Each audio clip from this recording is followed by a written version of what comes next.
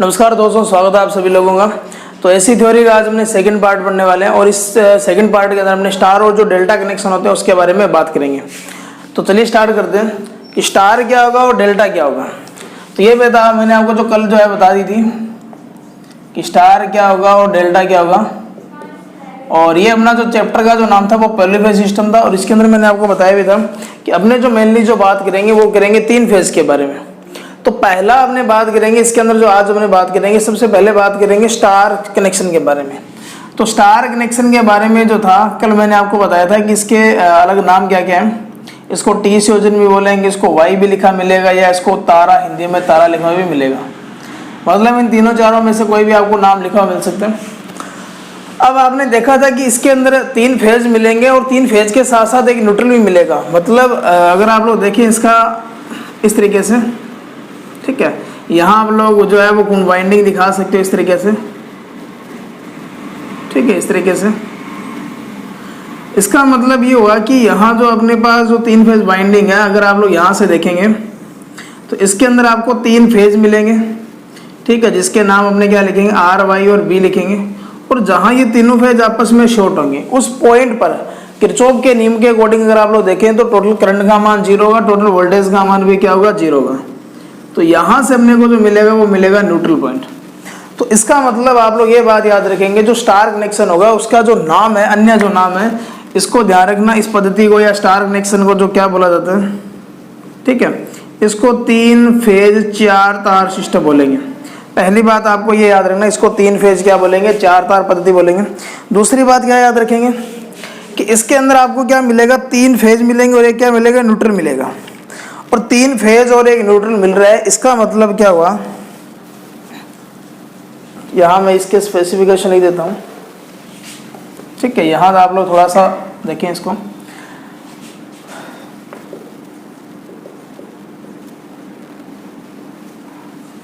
Star connection के अंदर पहली बात आपको क्या याद रखना, इस पद्धति को क्या बोलेंगे, 3 फेज 4 तार, इसको सिस्टम बोला जाता है। 3 फेज 4 तार यानी कि 3 फेज 4 वायर, यानी कि 3 फेज मिलेंगे और एक न्यूट्रल मिलेगा। दूसरी बात देखो, 3 फेज और एक न्यूट्रल है, इसका मतलब आप लोग यहाँ से क्या करोगे, आप लोग सिंगल और 3 फेज दोनों प्रकार की क्या कर सकते हो, सप्लाई जो इससे ले सकते हो। तीसरी बात आपको क्या याद रखना कि इस पर जो लोड चलेंगे सिंगल फेज पर उसको लाइटिंग लोड बोलेंगे। जैसे फैन हो गया, ट्यूबलाइट होगा, ये चलता है तो लाइटिंग लोड ऑपरेट कर सकते हो। और इस पर जो चलेंगी जो मोटर वगैरह चलाते हो, यानी कि इससे लाइटिंग लोड और पावर लोड दोनों प्रकार के चला सकते हो, लाइट एंड पावर लोड, ठीक है, दोनों इससे क्या किया जा सकते हैं, चलाए जा सकते हैं, दोनों क्या कर सकते हो, चलाए जा सकते हैं। दूसरी बात ध्यान रखना, ये जो कनेक्शन होगा जो सबसे ज्यादा मोस्टली यूज किया जाता है, जो डिस्ट्रीब्यूशन ट्रांसफार्मर होता है उसकी सेकेंडरी वाइंडिंग अगर आप लोग देखेंगे तो सेकेंडरी वाइंडिंग हमेशा क्या होगी, स्टार में होगी। क्योंकि आपको पता है आपको वहां आगे जो लोड होंगे वो सिंगल फेज पर भी ऑपरेट हो सके और 3 फेज, यानी कि 3 फेज और सिंगल फेज दोनों लेने के लिए इसका यूज किया जाता है। तो डिस्ट्रीब्यूशन होता है, यानी कि सेकेंडरी जो डिस्ट्रीब्यूशन होता है, ठीक है, सेकेंडरी डिस्ट्रीब्यूशन होगा उसमें अगर आपसे पूछा जाए कौन सी पद्धति यूज करेंगे तो आपकी जो पद्धति होगी वो कौन सी होगी, 3 फेज 4 तार क्या होगा, सिस्टम होगा। तो ये तो आपको इसके बारे में मेनली जो बातें हैं वो याद रखना है कि क्या क्या चीज होगी, स्टार कनेक्शन को क्या बोलेंगे, किससे इससे सप्लाई जो मिलेगी कौन कौन सी मिलेगी, ये सारे इंपॉर्टेंट है आपके लिए सवाल है, इंपॉर्टेंट सवाल है। अब देखो, अब मैं 3 से 4 बातें बात करूंगा, कुछ डेफिनेशन के बारे में बात करूंगा, ठीक है, कुछ परिभाषाओं के बारे में बात करेंगे। एक आपने पढ़ा होगा फेज करंट, एक आपने पढ़ा होगा लाइन करंट, यानी कि एक हमने बात करेंगे फेज करंट की और एक हमने बात करेंगे लाइन करंट की, ठीक है। देखो फेज करंट क्या होगा, ये पूरी फेज वाइंडिंग है, इसके अंदर से गुजरने वाली, यानी कि किसी फेज वाइंडिंग से गुजरने वाली धारा जो होगी उसको क्या बोलेंगे, फेज धारा। और इसका जो सिंबल रहेगा वो क्या रहेगा, IPH रहेगा, या IP लिख दो या IPH लिख दो, कोई फर्क नहीं पड़ेगा। IP भी लिखा आता है कई जगह, कई IPH भी लिख सकते हैं इसको। यानी कि इसकी डेफिनेशन क्या लिखेंगे, किसी फेज कुंडली से प्रवाहित होने वाली धारा क्या कहलाती है, फेज धारा। और ये मैंने आपको बताया था ये लाइनें होती है, ठीक है, ये अपनी लाइन है। इन लाइनों के अंदर से जो करंट जाएगी उसको बोलेंगे लाइन करंट, यानी किसी लाइन से प्रवाहित होने वाली धारा क्या कहलाती है, लाइन करंट कहलाती है। तो यहाँ से आपको याद रखना है फेज करंट क्या होगी, किसी फेज कुंडली से प्रवाहित धारा, लाइन करंट कौन सी होगी, किसी लाइन से प्रवाहित धारा। इसी तरीके से आपने फेज करंट को डिनोट किया, इसी तरीके से फेज वोल्टेज होगी और फेज क्या होगी, करंट होगी, लाइन का वोल्टेज होगी। तो एक हमने बात करेंगे फेज वोल्टेज के बारे में। ये टॉपिक काफ़ी, ये लाइन जो है वो काफ़ी इंपॉर्टेंट रहेगी। देखो, एक आपके पास फेज है, एक आपके पास न्यूट्रल है, इन दोनों के बीच की जो वोल्टेज होगी उसको आप लोग क्या बोलेंगे, फेज वोल्टेज। ठीक है, यानी कि एक फेज और एक न्यूट्रल के बीच की जो वोल्टेज होगी उसको बोलेंगे फेज वोल्टेज। यानी कि V R and N, V Y and N और वी बी एंड एन के बीच की वोल्टेज क्या बोलेंगे, फेज वोल्टेज बोलेंगे। यानी कि एक फेज और एक न्यूट्रल, ठीक है, यानी कि फेज व न्यूट्रल, ठीक है, के बीच की वोल्टेज क्या कहलाती है, फेज वोल्टेज कहलाती है। ठीक है, और इसको जो सिंबल से अपने डिनोट करेंगे वो लिखेंगे वीपीएच। यानी कि इसको जो लिखने का जो तरीका होगा वो क्या लिखेंगे, वीपीएच लिखेंगे।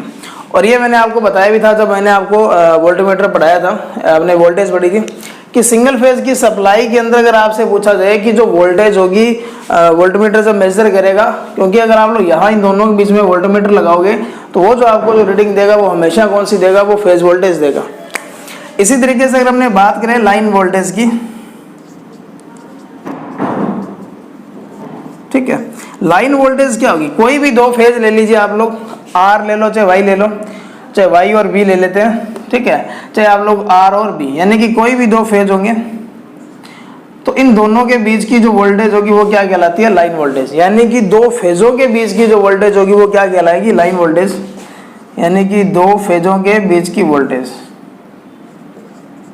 और इसके ध्यान रखना, इसको जो लिखेंगे हमने, जो सिंबल यूज करेंगे इसके लिए वो यूज करेंगे VL।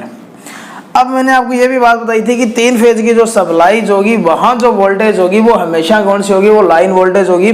अगर आप लोग वोल्टमीटर भी अगर आप लोग लगाते हो आर और बी के वाई के बीच में या वाई और बी के बीच में, चाहे आर और बी के बीच में, तभी भी आपकी जो होगी वो वोल्टेज बताएगा, वो लाइन वोल्टेज होगा। अब मैं क्वेश्चन दे रहा हूँ, एक ट्रांसफार्मर है, जैसे उसने दिया 240 वोल्ट, ठीक है, वो 240 वोल्ट आउटपुट दे रहा है। इसका मतलब ये जो आपकी वोल्टेज होगी ये सिंगल फेज की होगी। अगर उसके ऊपर लिखा 11 kV 415 वोल्ट, ठीक है, 440 वोल्ट कुछ भी लिख दिया, तो इसका मतलब ये जो वोल्टेज है ये आपकी सिंगल फेज की नहीं है, ये तीन फेज की है। और इस समय ये जो वोल्टेज होगी हमेशा कौन सी होगी, ये लाइन वोल्टेज होगी। ठीक है, लाइन वोल्टेज होगी। और दूसरी बात, ये वोल्टेज का कौन सी वैल्यू होगी ये भी याद रखेंगे, RMS वैल्यू होगी। तो ये कई बार पूछा जाता है कि 132 kV की लाइन है, ये क्या है, तो ये लाइन टू लाइन वोल्टेज होगी आपकी, मतलब इन दोनों के बीच की वोल्टेज होगी। और वो वोल्टेज का मान भी कौन सा होगा, वो भी होगा RMS वैल्यू, यानी कि रूट मीन स्क्वायर वैल्यू। तो यहाँ तक आपको ये बात समझ में आ चुकी होगी कि लाइन वोल्टेज क्या होगी, फेज वोल्टेज क्या होगी, लाइन करंट क्या होगी और फेज करंट क्या होगी। अब हमने इन चारों के अंदर रिलेशन देखेंगे और यहाँ से आपसे काफ़ी ज़्यादा क्वेश्चन आपसे पूछे जाते हैं। इस पॉइंट से आपसे जो क्वेश्चन पूछे जाते हैं वो काफ़ी ज़्यादा पूछे जाते हैं। तो आप लोग वीडियो को शेयर जरूर करते रहिए, ठीक है। अब देखो, अब हमने बात करेंगे बारी बारी से, कुछ रिलेशन देखेंगे अपने, पहले इन दो के रिलेशन देखेंगे, फिर इन दो के रिलेशन देखेंगे, मतलब फेज करंट और लाइन करंट, फेज वोल्टेज और लाइन वोल्टेज।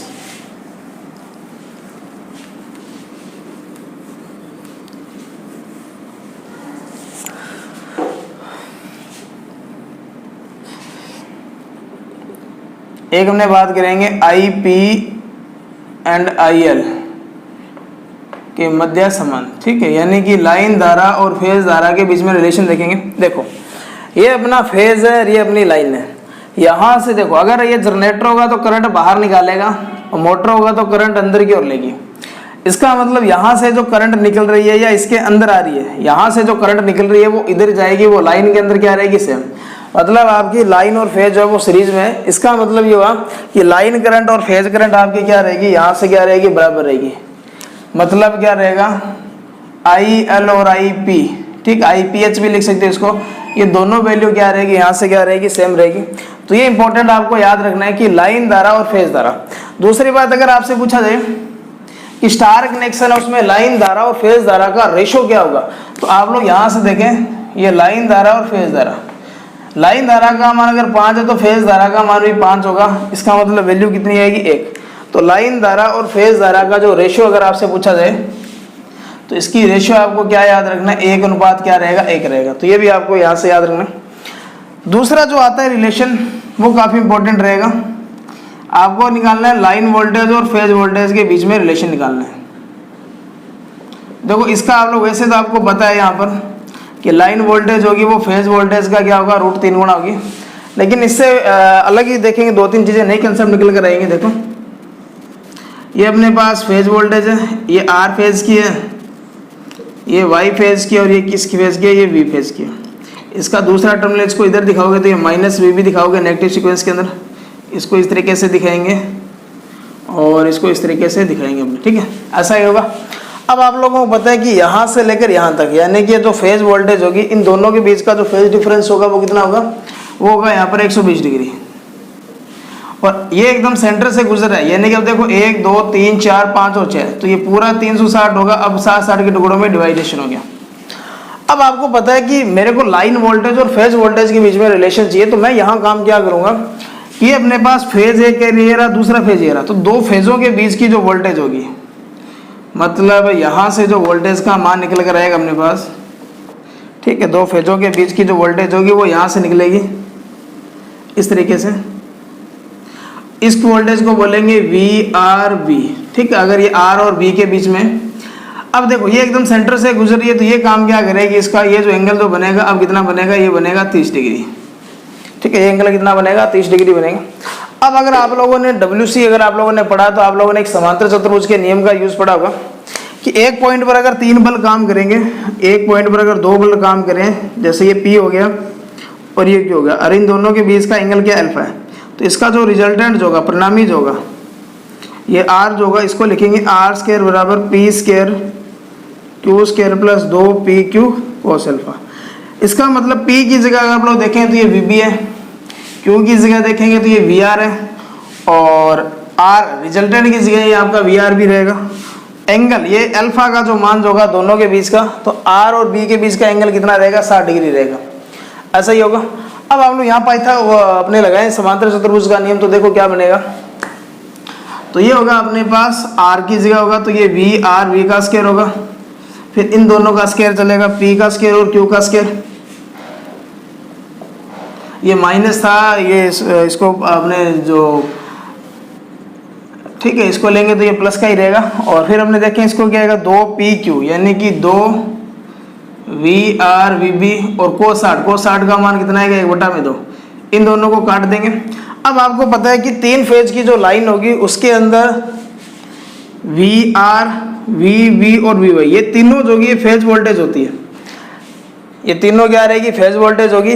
इसके अलावा अगर मैं बात करूं VRB, YB, और अपने पास क्या रहेगा, अपने पास रहेगा R और B, ये सारी की सारी क्या होती है, लाइन वोल्टेज होती है। इसका मतलब यहाँ जो मैंने RB लिखा है इसकी जगह लाइन लिखूंगा, और जहाँ मैंने VR लिखा उसकी जगह क्या लिखूंगा, VP, और इसकी जगह भी क्या लिखूंगा, VP।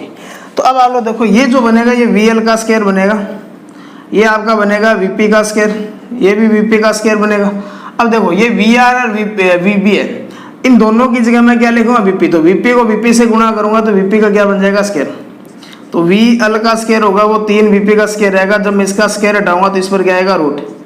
तो ये तो कंसेप्ट आपको याद ही है, आपने बहुत बार पढ़ा हुआ, लेकिन आया कैसे यहाँ से वो मैंने आपको बताया, इस तरीके से ये बनेगा। तो यहाँ से जो आपका जो लाइन वोल्टेज होगी वो फेज वोल्टेज का क्या आएगी, √3 गुना आएगी। इसका मतलब आपको एक चीज में और यहाँ से कंसेप्ट निकलेगा, थोड़ा सा ध्यान से समझना। देखो पहली बात आपको क्या याद रखना है कि लाइन वोल्टेज और फेज वोल्टेज होगी वो बराबर होगी, सॉरी लाइन द्वारा फेज द्वारा बराबर होगी, और लाइन वोल्टेज होगी वो फेज वोल्टेज का क्या होगा, √3 गुना होगा। इसके अलावा अगर आपको रेशो भी पूछ लें कि लाइन वोल्टेज का फेज वोल्टेज का रेशो क्या होगा, तो √3:1 या 1.732 अनुपात क्या बनेगा, 1 बनेगा। इसी तरीके से VL जो होगा उसको 1.732 इंटू क्या लिखेंगे, VP। अगर आप लोग यहाँ से देखें जो लाइन वोल्टेज है ये मैंने लिया है 2 फेजों के बीच की वोल्टेज, यानी कि ये जो वोल्टेज होगी ये 3 फेज के अंदर काउंट की जाती है, √3 का 3, और VP जो होगी फेज वोल्टेज ली जाती है सिंगल फेज के अंदर। तो अगर आपको पूछा जाए कि 3 फेज की जो पावर जो होगी वो सिंगल फेज की तुलना वोल्टेज होगी वो सिंगल फेज की तुलना में कितना गुना होगा, तो √3 गुना होगा। वो कितना गुना होगा, वो हमेशा कितना गुना होगा, याद रखेंगे, वो √3 गुना होगा। क्योंकि देखो अगर मेरे पास मान लेते हैं 2 फेजों के बीच की वोल्टेज कितनी है, 33 kV है, ठीक है। अगर मेरे पास 2 फेजों के बीच की वोल्टेज कितनी है, 33 kV है, और अगर आपको बोल दे कि अगर इसी को मैं स्टार में जोड़ रहा हूँ तो मेरे को एक फेज और एक न्यूट्रल के बीच की वोल्टेज कितनी मिलेगी, तो आपको एक फेज और एक न्यूट्रल के बीच की वोल्टेज चाहिए, यानी कि फेज वोल्टेज चाहिए। तो फेज वोल्टेज आप लोग काम क्या करेंगे, लाइन वोल्टेज का 1/√3 गुणा कर देंगे।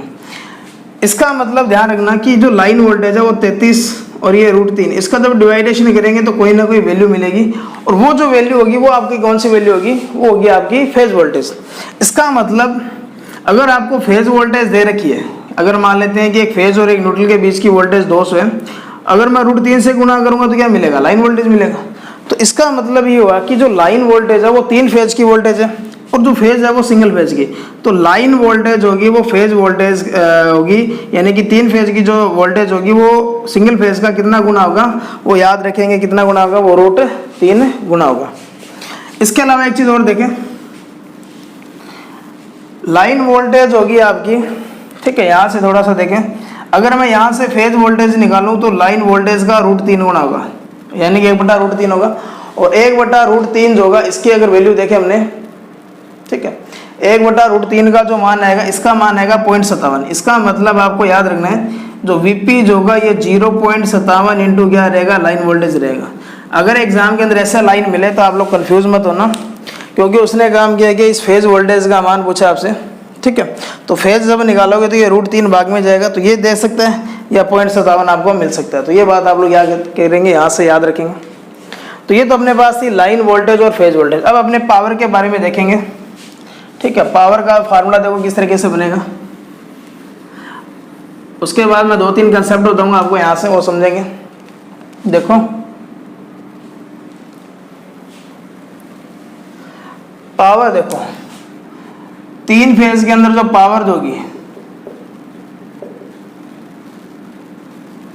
3 फेज के अंदर जो पावर होगी उस पावर को देखो, पावर जो होगी 3 फेज की जो सिंगल फेज की कितना गुना होगा, वो होगा आपका √3 गुना होगा, यानी कि टोटल जो पावर होगी, ट्रू पावर निकाल रहा हूं मैं, वो 3 इंटू प्रत्येक फेज की पावर होगी, ऐसा होगा।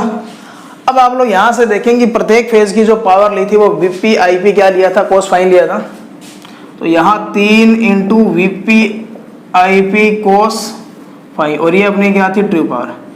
अब यूपी पीछे जेई का एग्जाम हुआ था 2017 या 18 में हुआ था शायद, तो उसके अंदर ये क्वेश्चन दिया गया था कि 3 फेज की पावर का फार्मूला कौन सा। तो आप लोग यहाँ से याद रखेंगे, अगर वो लाइन वोल्टेज नहीं दे रहा तो आप लोग फेज वोल्टेज के अकॉर्डिंग देगा, तो ये 3 आएगा, √3 नहीं आएगा।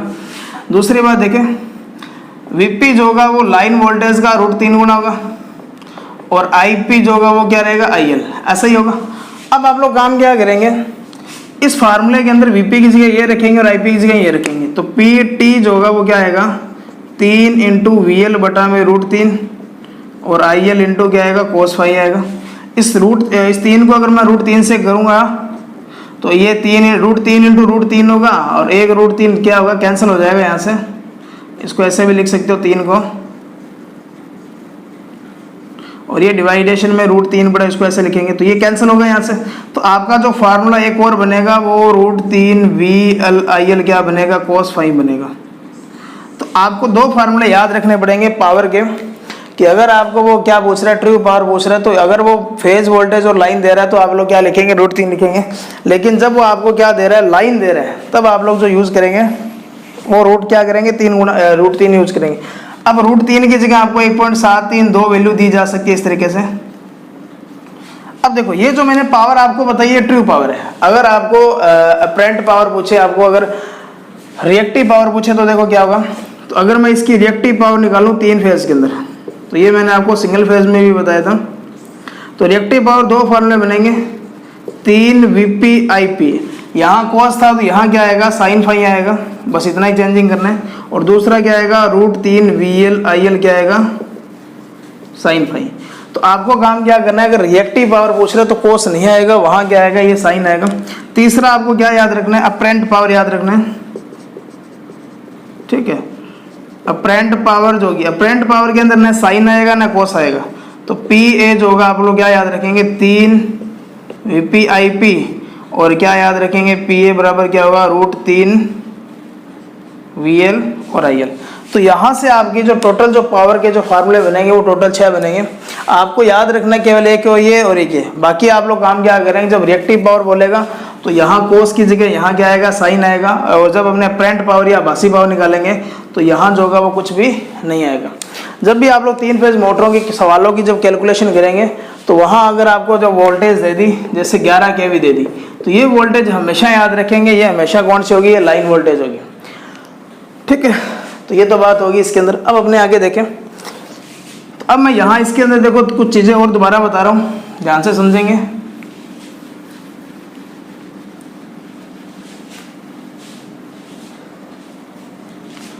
ठीक है, तो स्टार कनेक्शन की मुख्य बातें देखो क्या क्या याद रखनी है। ये मैंने आपको बताया था, इसको 3 फेज 4 तार पद्धति बोलेंगे, सिंगल फेज और 3 फेज दोनों सप्लाई ले सकते हो।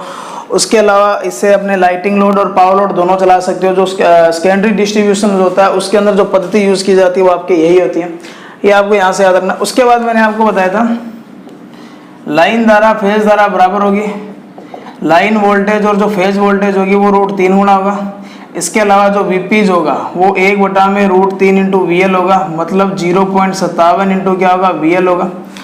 अब मैंने पावर के फार्मूले बताए थे, ट्रू पावर का 1 का लिख रहा हूँ मैं, बाकी आप लोग जो है अपरेंट पावर आसानी से अपने आप लिख सकते हो। ठीक है,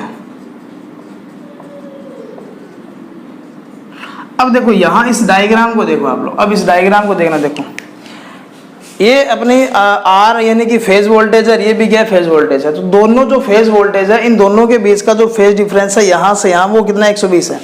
यानी कि स्टार कनेक्शन की मुख्य जो बातें याद रखनी है कि फेज वोल्टताएं जो होगी, ठीक है, 120 डिग्री की दूरी पर होती है। ठीक है, पहली बात ये।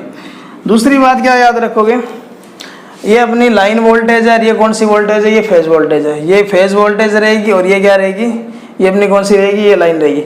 तो फेज और लाइन वोल्टेज के बीच में अगर कलांतर अगर आपसे पूछे तो आपको कितना दिखाई दे रहा है, 30। यानी कि VP और VL के मध्य जो कलांतर होगा वो कितना डिग्री होगा, वो 30 डिग्री होता है। तो ये बातें आपको जो सारी की सारी क्या याद रखनी है, स्टार कनेक्शन जो होगा उसके अंदर आपको याद रखना है। इसके न्यूमेरिकल जो है वो बिल्कुल सिंपल है, आपको बोल देगा 3 फेज की सप्लाई है, फेज वोल्टेज इतनी है तो लाइन कितनी होगी, तो लाइन को √3 से मल्टीप्लाई करेंगे तो आप लोग लाइन वोल्टेज निकाल सकते हो। फेज धारा अगर 5 दे रहा है तो लाइन धारा पूछेगा तो भी आप लोग सेम होगा यहाँ से, तो वो वैल्यू सेम रहेगी, कोई चेंजिंग नहीं आएगी। अब अपने जो बात करेंगे वो करेंगे डेल्टा कनेक्शन के ऊपर। ठीक है, फिर अपने स्टार और डेल्टा के अंदर जो बात करेंगे वो थोड़ा मिक्सिंग चलेगा। डेल्टा को पाई कनेक्शन भी लिख सकते हो, इसको त्रिकोण भी लिख सकते हो क्योंकि त्रिभुज के समान दिखेगा। और यहाँ अगर 1 2 3 तीनों अगर रेजिस्टेंस जोड़े हमने इस तरीके से, ठीक है, तो ये पाई, इसको अगर थोड़ा सा खोल के देखेंगे तो ये पाई सा दिखेगा अपने को इस तरीके से। तो पाई के अंदर भी ऐसा ही होगा। और डेल्टा कनेक्शन जब बनेगा तो तीनों रेजिस्टेंस होंगे वो आपस में एक दूसरे से क्या होंगे, जुड़े होंगे। अब यहां से अगर हमने देखे, ठीक है, इस तरीके से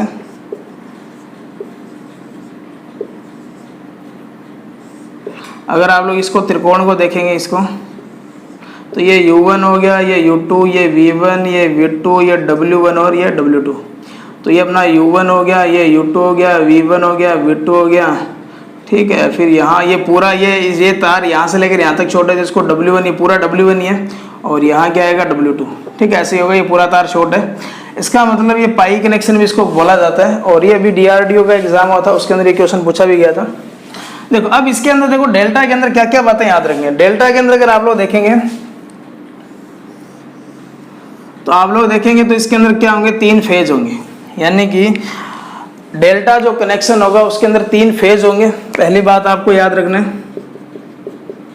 ठीक है, यानी कि इसके अंदर क्या होंगे, 3 फेज होंगे और 3 तारें होंगी। तो 3 फेज 3 तार पद्धति बोलेंगे इसको, 3 फेज 3 तार सिस्टम बोलेंगे। देखो अगर आप लोग यहाँ से देखेंगे 3 फेज है, न्यूट्रल नहीं है, तो आप लोग जो केवल सप्लाई लेंगे वो कौन से लेंगे, केवल ओनली क्या लेंगे, 3 फेज सप्लाई लेंगे। दूसरी बात क्या याद रखेंगे, 3 फेज सप्लाई ले ली। अब 3 फेज अगर सप्लाई ले रहे हैं तो पंखे कूलर ये चलेंगे नहीं, मतलब लाइटिंग लोड नहीं चलेंगे। चलेंगे कौन से, वो चलेंगे पावर लोड। तो इससे जो यूज किया जा सकता है वो जो ऑपरेट किए जाएंगे वो पावर लोड को ऑपरेट करेंगे। ठीक है, ये बात आप लोग यहाँ से याद रखेंगे।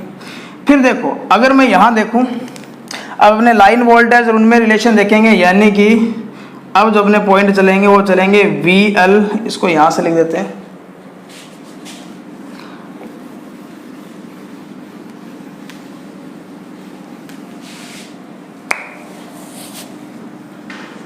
यानी कि VL और VP में रिलेशन देखेंगे। तो आपको ये पता है कि जो लाइन वोल्टेज होगी वो दो फेजों के बीच की वोल्टेज होगी, ये R फेज है, ये Y और ये B है, तो इन दोनों के बीच की वोल्टेज है वो लाइन वोल्टेज है। और फेज वोल्टेज क्या रहेगी, किसी भी फेज कुंडली पर उत्पन्न वोल्टेज होगी। जैसे देखो अगर मैं यहाँ देखूँ ये R है, ये क्या न्यूट्रल है, तो ये फेज वाइंडिंग जो है, यानी कि फेज वाइंडिंग, फेज वोल्टेज का मतलब क्या होगा, कोई भी जो फेज वाइंडिंग होगी उस वोल्टेज, उसके ऊपर जो वोल्टेज होगी वही फेज वोल्टेज होती है। जबकि यहाँ देखेंगे तो इस फेज का यहाँ ये टर्मिनल होगा, दूसरा ये होगा, तो यहाँ जो न्यूट्रल बन रहा है वो इसके दूसरे टर्मिनल पर ही बन रहा है, दूसरे सिरे पर ही बन रहा है। इस वजह से इसके अंदर एक फेज और एक न्यूट्रल बनेगा। तो यहाँ अगर देखें तो यहाँ जो वोल्टेज होगी वो फेज वोल्टेज ही, तो यहाँ जो वोल्टेज होगी वो कौन सी होगी, वो फेज वोल्टेज ही होगी। इसका मतलब ये जो फेज वाइंडिंग है ये दो फेजों के बीच में कनेक्टेड है। कोई भी देख लो, ये वाइंडिंग अगर देखेंगे तो ये Y और B के बीच में कनेक्ट है, अगर ये देखेंगे तो ये R और इसका जो दूसरा सिरा ये B के साथ कनेक्ट है। इसका मतलब यहाँ से क्या बात पता चल रही है कि लाइन वोल्टेज और फेज वोल्टेज इसके अंदर क्या होगी, सेम विभवांतर पर होगी। मतलब लाइन वोल्टेज और फेज वोल्टेज क्या होगी, बराबर होगी। अगर इनका रेशियो पूछा जाए तो रेशियो कितना आएगा, 1 आएगा, क्योंकि दोनों जो है वैल्यू क्या सेम है। अब अपने बात करेंगे लाइन धारा और फेज धारा के बीच में, ठीक है। करना कुछ नहीं है, देखो यहाँ ये दोनों बराबर है, तो जहां आपने लाइन वोल्टेज लिखी थी वहां पर हमने क्या करेंगे, करंट को दिखाएंगे, बस इतना ही चेंजिंग करना है अपने को, ठीक है। और ये जो होगा यहाँ क्या होगा, करंट होगा। इसका मतलब जब आप लोगों ने वोल्टेज निकाली थी स्टार कनेक्शन के अंदर, तो यहाँ जो अपने जब कैलकुलेशन करेंगे इसी अंदर जब समांतर चतुर्भुज का नियम लगाएंगे, तो जो लाइन वोल्टेज होगी आपकी वो फेज वोल्टेज का √3 गुना मिलेगी। लाइन करंट जो होगी वो फेज धारा का कितना मिलेगा, √3 गुना मिलेगा। इसके अलावा यहाँ से अगर हमने देखे लाइन धारा और फेज धारा का जो रेशो बनेगा वो √3:1 बनेगा। अगर वो फेज ऊपर दे रहा है, लाइन नीचे दे रहा है, तो 1/√3 बनेगा। ये भी थोड़ा सा ध्यान रखेंगे। जैसे देखो IP जो होगा वो क्या होगा, IL/√3 होगा। इसका मतलब IP की जगह क्या लिख सकते हो, 0.57 इंटू क्या लिख सकते हो, IL लिख सकते हो, ठीक है, ऐसे लिख सकते हो। अब देखो अगर वो बोल रहा है कि फेज धारा का लाइन धारा से अनुपात क्या होगा, तो फेज धारा ऊपर है तो फेज धारा के सामने 1 आएगा, इसके नीचे √3 आएगा, तो 1/√3 या 1/√3 का जो हल करेंगे तो आएगा 0.57। तो लाइन धारा और फेज धारा का रेशियो अगर आपसे पूछ रहा है डेल्टा कनेक्शन के अंदर 0.57, √3, 1.73, तो ऐसे देगा तो आपका आंसर होगा 0.57। अब जो मैंने आपको उसके अंदर पावर का फार्मूला बताया था, यहाँ भी पावर का फार्मूला वही बनेगा, ठीक है। तो 3 फेज के अंदर अपने पावर देखें, फार्मूले वापस वही बनेंगे, फार्मूलों में कोई चेंजिंग नहीं आएगी। तो 3 फेज में पावर देखो, P बराबर आपको पता है टोटल जो पावर होगी 3 इंटू प्रत्येक फेज की पावर होगी। अब आपको काम क्या करना है, इस VP की जगह लिखेंगे वो लिखेंगे VL, और जो IP की जगह लिखेंगे IL/√3। मतलब अगर इसको लाइन करंट और लाइन वोल्टेज में चेंज करूंगा मैं, तो इसका क्या आएगा, IL/√3 आएगा, इंटू क्या आएगा, cos फाई। तो जब इसको कैलकुलेशन करेंगे आप लोग, तो इसका जो मान आएगा वो √3 VL IL क्या आएगा, cos फाई। इसका मतलब आपको क्या बात याद रखनी है कि जो फार्मूले हैं वो चेंज नहीं होंगे, केवल फार्मूले चेंज नहीं होंगे। अगर आप लोग यहाँ से देखें, अगर इसका आपने रिएक्टिव पावर निकालोगे तो यहाँ साइन आ जाएगा, और अगर अपरेंट पावर निकालोगे तो न तो साइन आएगा नहीं क्या आएगा, कोस आएगा। तो अब आप लोग देखो यहाँ से आपको ये 3 बातें याद रखनी है, दूसरी फिर 1, 2 और ये 3 याद रखनी है। अब अगर हमने बात करें इसके अंदर, देखो एक चीज़ और पता चल रही है कि ये फेज धारा है, ये भी फेज धारा, तो दोनों फेज धाराएं जो होगी वो कितने डिग्री के बीच में दूरी होगी, यानी कि 2 फेज धाराएं हैं। जहाँ वोल्टेज थी यहाँ क्या आएगी, करंट आएगी। 2 फेज धाराएं 120 डिग्री की क्या होगी, दूरी पर होगी, इलेक्ट्रिकल दूरी पर होगी। ये अपनी लाइन करंट है, ये अपनी कौन सी है, फेज करंट है। तो लाइन करंट और फेज करंट, इन दोनों के बीच के अगर कलांतर पूछे, ठीक है, बीच क्या होगा, कलांतर जो होगा वो कितने डिग्री का आएगा, वो आएगा 30 डिग्री। तो यहाँ से आपको ये बात भी याद रखनी है कि दो फेज धाराओं के बीच में कितने डिग्री का डिफरेंस होगा, एक फेज और एक लाइन धारा के बीच में कितने डिग्री का डिफरेंस होगा। ठीक है, तो ये तो था अपना स्टार कनेक्शन। अब देखो डेल्टा कनेक्शन था। अब एक चीज़ देखो, अगर आप लोग यहाँ से देखें कि इसके अंदर न्यूट्रल नहीं है, इसके अंदर क्या नहीं है, न्यूट्रल नहीं है, इसका मतलब देखो एक तो होगा प्राकृतिक, एक होगा आर्टिफिशियल। आर्टिफिशियल का मतलब ये होगा कि अपने तैयार करेंगे, और नेचुरल का मतलब ये होगा जो अपने आप बनेगा। स्टार कनेक्शन की अगर अपने बात करें, जब तीनों फेजों को अपने एक पॉइंट पर रखेंगे तो वहां जो न्यूट्रल बनेगा वो अपने आप बनेगा, लेकिन यहाँ नहीं बनेगा। इसलिए अपने काम क्या करेंगे, इसके अंदर एक तैयार करेंगे कृत्रिम न्यूट्रल। तो आपको दो बातें याद रखनी है यहाँ पर। तो इसके अंदर इतनी जो डिटेल थी, ठीक है,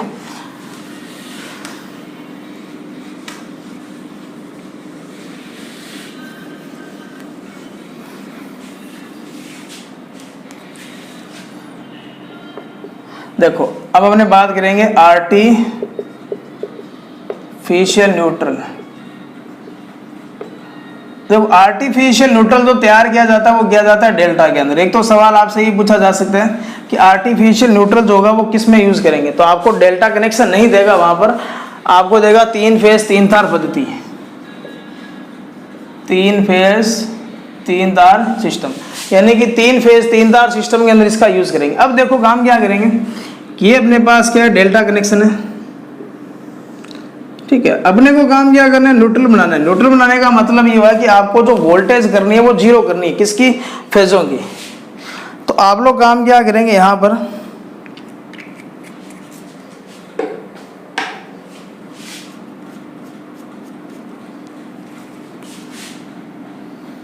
ठीक है, ऐसे हो गया अपने पास। ये अपने पास आर फेज रहेगा, ये वाई रहेगा और ये बी रहेगा। अपने काम क्या करेंगे, हाई रेजिस्टेंस लेंगे, इनको यहां जोड़ देंगे, ठीक है। अब इन दोनों को शॉर्ट करेंगे और यहां से अपने को जो मिलेगा वो क्या मिलेगा, न्यूट्रल। क्योंकि न्यूट्रल ये रेजिस्टेंस क्या करेंगे, सारा वोल्टेज का ड्रॉप कर देंगे इन फेजों की, और आपको जो यहां मिलेगा वो क्या मिलेगा, 0 वोल्ट मिलेगा। तो इसका मतलब कृत्रिम न्यूट्रल किस में तैयार करेंगे, तो दो ही सवाल याद रखने हैं, 3 फेज 3 तार सिस्टम के अंदर संयोजन पूछे तो डेल्टा में यूज करेंगे। दूसरी बात क्या याद रखेंगे, कृत्रिम न्यूट्रल होगा वो अपने देखेंगे तो यहाँ किसकी सहायता से तैयार करेंगे, तो वो करेंगे रेजिस्टेंस की सहायता से। तो आप लोग याद रखेंगे वाई रजिस्टर। तो ये दो ही सवाल इंपॉर्टेंट है कि जो आर्टिफिशियल न्यूट्रल होगा, कृत्रिम न्यूट्रल होगा, वो किस संयोजन में यूज करेंगे। तो आपका जो आंसर होगा वो 3 फेज 3 तार या डेल्टा होगा, और किसकी सहायता से करेंगे, तो वो करेंगे रेजिस्टेंस की सहायता से। तो ये जो बात थी अपनी, ठीक है। अब अपने जो बात करेंगे आगे, वो करेंगे स्टार और डेल्टा कनेक्शन के बीच के रिलेशन के बारे में, ठीक है। एक तरफ आपका स्टार रहेगा, एक तरफ क्या रहेगा, डेल्टा रहेगा। तो स्टार और डेल्टा में अपने अंतर के बारे में देखेंगे।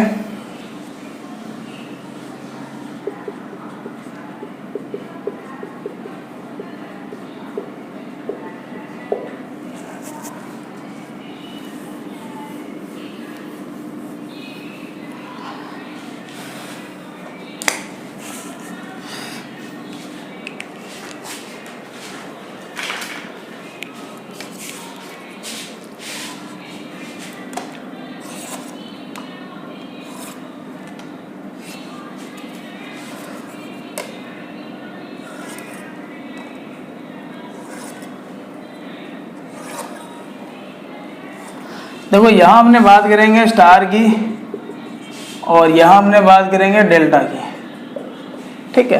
तो स्टार और डेल्टा में अंतर देखेंगे। अब देखो पहला पॉइंट देखो स्टार के अंदर,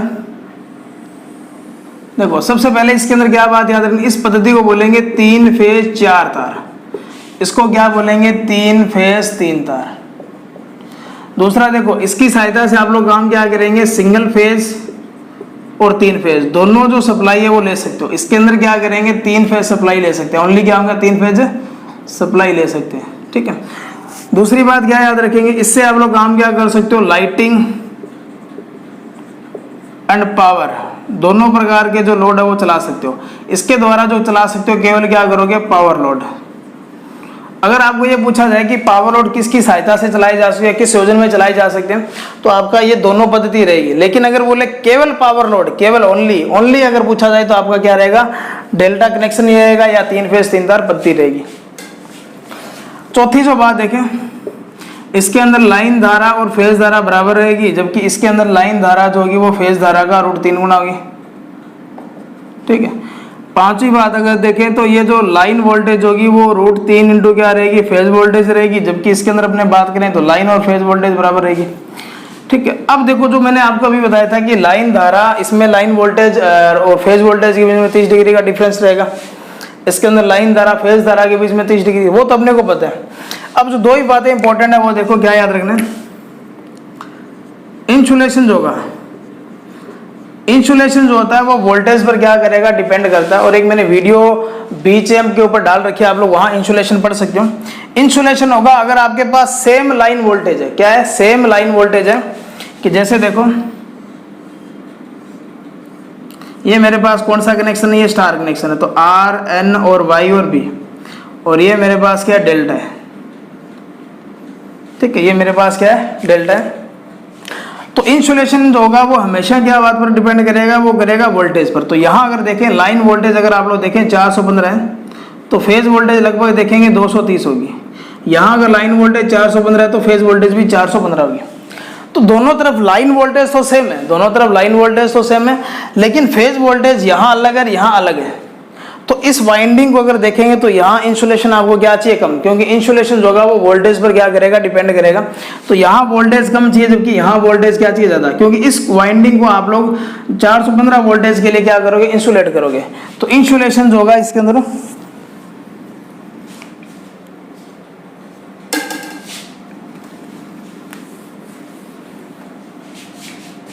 ठीक है। तो इंसुलेशन का मैं एक रिलेशन लिख देता हूँ यहाँ पर। अब इसके अंदर ये तो बात आपको अंतर याद, अब रिलेशन के बारे में बात करेंगे। ठीक है, तो पहला जो अपना रहेगा इंसुलेशन।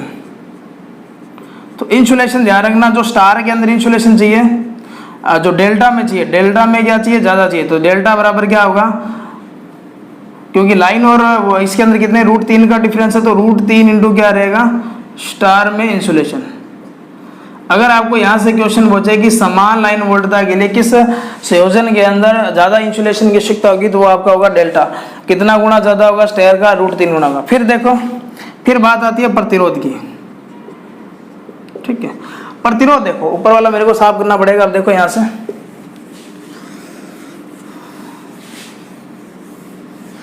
अगर मेरे पास देखो ये वाइंडिंग है इस तरीके से, इसका 6 ओम है, इसका भी 6 ओम है, इसका भी 6 ओम है। मैं काम क्या करूंगा, जब ओम मीटर लगाऊंगा तो मेरे को क्या करना पड़ेगा, दो टर्मिनलों के बीच में लगाना पड़ेगा। और यहाँ से देखें ये 6 और ये 6, ये ओपन है, इसका तो कोई काम नहीं है, इसको बाहर निकाल सकते हो। तो ये 6 और 6 12, यानी कि इस समय ये जो रीडिंग देगा वो कितना देगा, 12 ओम देगा। यही वाइंडिंग है, यही वाइंडिंग है। ये जो सिस्टम होगा आपका कब होगा, ये सिस्टम होगा आपका जब मोटर को स्टार और डेल्टा में जब कनेक्ट करते हो, यानी कि जब मोटर को स्टार और डेल्टा में क्या करोगे, कनेक्ट करोगे, उस समय जो आपका कंसेप्ट लागू होगा, जो अब होगा। इसके अलावा रेजिस्टेंस को चेंज करना होता है, रेजिस्टेंस को क्या करना होता है, चेंज करना होता है। वहां जो मेथड यूज करेंगे वो अलग होगा, वहां इक्विवेलेंट रेजिस्टेंस होगा वो अलग होगा। उसकी भी वीडियो बीएचएम के ऊपर देख सकते हो आप लोग। तो ये देखो मेरे पास ये 6 है, ये भी 6 और ये भी 6। अब मैं कोई भी दो टर्मिनल ले सकता हूँ। ठीक है, ये वाइंडिंग है, क्योंकि वाइंडिंग का रेजिस्टेंस जो होगा वो टोटल रेजिस्टेंस चेंज होगा, लेकिन एक वाइंडिंग का रेजिस्टेंस होगा वो कभी भी चेंज नहीं होता। ये बात आप लोग यहाँ से याद रखेंगे। तो 6 और 6 कितना होगा, 12, और 12 और 6 ये तो दोनों सीरीज में, तो 12 आ जाएगा, ये समांतर में। तो 1/12 प्लस 1/6, एलसीएम लेंगे तो 12, फिर 1 + 2, और RT का मान चाहिए तो 12/3, कितना आएगा आपका यहाँ टोटल 4 ओम।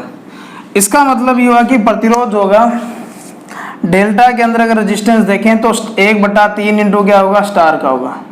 टोटल रेजिस्टेंस अगर हमने देखें तो स्टार की तुलना में 1/3 होगा। इसका मतलब ये होगा कि जब टोटल रेजिस्टेंस घट रहा है तो यहाँ से जो करंट आ रही है, यहाँ से जो ये करंट आ रही है, लाइन करंट आ रही है, इसका मान कितना बढ़ेगा, ये बढ़ेगा, कितना बढ़ेगा, 3 गुना। यानी कि धारा अगर अपने बात करें, धारा जो होगी डेल्टा के अंदर वो स्टार की कितनी गुना जाएगी, वो 3 गुना जाएगी। ये क्वेश्चन आप इसरो का पेपर देखें 2018, उसके अंदर पूछा भी गया था। स्टार डेल्टा स्टार्टर था, उसके अंदर पूछा गया था कि रनिंग कंडीशन के अंदर जो करंट होगी वो कितनी लेगी। ठीक है, तो वो यहाँ से आप लोग बता सकते हो। अब आप लोग एक चीज़ और देखें, अब पावर के बारे में देखेंगे। ये क्वेश्चन अभी DMRC की परीक्षा में आया भी था, और उसके अंदर था कि डेल्टा के अंदर एक फेज की जो पावर है वो 4000 है, और स्टार के अंदर टोटल पावर दे रखी थी। स्टार के अंदर टोटल क्या दे रखी थी, पावर दे रखी थी, ठीक है, स्टार की टोटल पावर दे रखी थी इस तरीके से, और स्टार की शायद टोटल पावर पता नहीं कितनी दे रखी थी, डेल्टा की दे रखी थी आपको इस तरीके से, डेल्टा का याद है 4000 दे रखी थी, और आपको यहाँ से पूछा था कि उसकी टोटल पावर क्या रहेगी। तो एक फेज की अगर पावर 4000 है और स्टार की पावर भी टोटल पावर थी, स्टार की टोटल पावर 4000 थी और डेल्टा की जो एक फेज की पावर थी वो 4000 थी, तो 3 फेज की अगर निकालेंगे तो कितनी आएगी, 12000, ऐसा होगा। इसका मतलब स्टार के अंदर जो पावर होगी वो डेल्टा की 1/3 होगी, और डेल्टा के अंदर क्या होगा, स्टार का 3 गुना होगा। अब इसको कैसे सिद्ध करेंगे, देखो डेल्टा के अंदर जो पावर होगी वो I² delta into I² R का क्या होगा, डेल्टा होगा, ऐसा ही होगा। आई देखो, आई जो डेल्टा है वो स्टार का कितना गुना है, वो 3 गुणे है, यानी कि इसको मैं क्या लिखूंगा, ये स्टार का कितना गुना है, ये 3 गुणे। रेजिस्टेंस अगर आप लोग देखें डेल्टा के अंदर वो स्टार का कितना है, 1/3 है। अब आपको आई का स्क्वायर करेंगे तो 3 का स्क्वायर करेंगे तो कितना आएगा, 9 आएगा, तो 9 I² डेल्टा और आई डेल्टा बटा में 3, तो ये 3 से 3 कैंसिल होगा, तो आपके पास जो पावर बचेगी डेल्टा के अंदर वो 3, और इन दोनों की जगह क्या लिखोगे, पावर क्या लिखेंगे, स्टार। तो डेल्टा के अंदर जो पावर होगी वो पावर जो होगी, ठीक है, 3 इंटू क्या रहेगी, स्टार रहेगी। अब यहाँ से सीधा सीधा क्वेश्चन भी पूछा गया था नोएडा मेट्रो के एग्जाम के अंदर, उसने कहा कि स्टार के अंदर पावर P है तो डेल्टा में पावर क्या होगी, तो सीधा आंसर आएगा 3P। ठीक है, अगर आपको पूछ ले कि स्टार क्या है, डेल्टा के अंदर पावर P है, डेल्टा के अंदर पावर P है तो स्टार में क्या होगा, तो स्टार में 1/3 क्या होगा, 3 होगा। तो ये आपको कंसेप्ट है जो इंपॉर्टेंट है, ये याद रखना, ये सबसे ज़्यादा इंपॉर्टेंट है, और ये जो मैंने आपको रिलेशन बताए वो आपको याद रखेंगे। इसके अलावा एक कंसेप्ट और देखेंगे, इसका डेरिवेशन अभी नहीं करेंगे हमने। देखो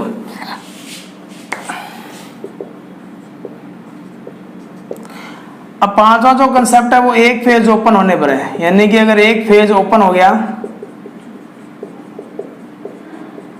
ठीक है, तो आउटपुट वोल्टेज आपको कितनी मिलेगी, तो एक अपने पास स्टार है, आउटपुट कितना मिलेगा, आउटपुट पावर पूछा है यहाँ से, पावर होगी, तो एक तो अपने पास स्टार है और एक अपने पास क्या डेल्टा है। तो डेल्टा के अंदर आपने पढ़ा होगा 1/√3 होगा, जबकि इसके अंदर 1/2 होगा। इसका डेरिवेशन नेक्स्ट टाइम हमने बात करेंगे। तो ये 0.5, इसका मतलब ये आएगा 50%, अगर परसेंटेज में चेंज करेंगे तो। डेल्टा की अगर हमने बात करें 1/√3 होगा, 1/√3 का मान क्या होगा, 57.7 होगा, सॉरी 0.577 होगा। अगर इसका परसेंटेज में मान चेंज करेंगे तो 57.7, यानी कि लगभग कितना होगा, 58% होगा। तो ये चीज़ आपने ट्रांसफार्मर के अंदर ओपन वीवी कनेक्शन होता है या वीवी कनेक्शन होगा, उसके अंदर आपने पढ़ा भी होगा कि डेल्टा कनेक्शन है और उसके अंदर एक फेज ओपन हो जाए तो आउटपुट कितना होगा, तो 58% होगा। लेकिन अगर स्टार के बारे में अगर आपसे पूछ रहे हैं तो 50% होगा। इसका डेरिवेशन हम कभी नेक्स्ट टाइम अलग वीडियो में करेंगे। तो अभी तक आपने जो पढ़ा है, फेज क्रम क्या होगा, ताक्षणिक मान, वोल्टताओं के उनकी ताक्षणिक समीकरण आपने पढ़ ली। स्टार और डेल्टा कनेक्शन क्यों यूज करेंगे, स्टार और डेल्टा के अंदर जो खास बात है वो सबसे ज़्यादा इंपॉर्टेंट है पेपर के दृष्टिकोण से। ये टॉपिक्स काफ़ी ज़्यादा इंपॉर्टेंट है, ये काफ़ी इंपॉर्टेंट है। ये जो मैंने आपको जो बात बताई है यहाँ पर, ठीक है, लेकिन जब आपने इक्विवेलेंट रेजिस्टेंस पढ़ेंगे, इक्विवेलेंट रेजिस्टेंस पढ़ेंगे तब आपका ये सिस्टम उल्टा होगा। उस समय अगर आप लोग देखेंगे तो डेल्टा का अंदर जो रेजिस्टेंस होगा वो 3 इंटू क्या आएगा, स्टार आएगा। और ये मैं आपको जब ये पूरा हो जाएगा अपना स्टार और डेल्टा, यानी कि कल के बाद जो परसों क्लास होगी उसके अंदर अपने करेंगे स्टार और डेल्टा इक्विवेलेंट रेजिस्टेंस करेंगे कि स्टार को अगर डेल्टा में चेंज करेंगे तो कैसे कैसे रेजिस्टेंस लेंगे। उसके बाद वायरिंग और अर्थिंग स्टार्ट करेंगे। वीडियो को शेयर करते रहिए, वीडियो अच्छी लगी तो वीडियो के बारे में लाइक करें, शेयर करें, कमेंट करना ना भूलें। और इसके अलावा अगर कोई डाउट हो तो वो जरूर कमेंट बॉक्स में कमेंट करें। तो धन्यवाद, जय हिंद।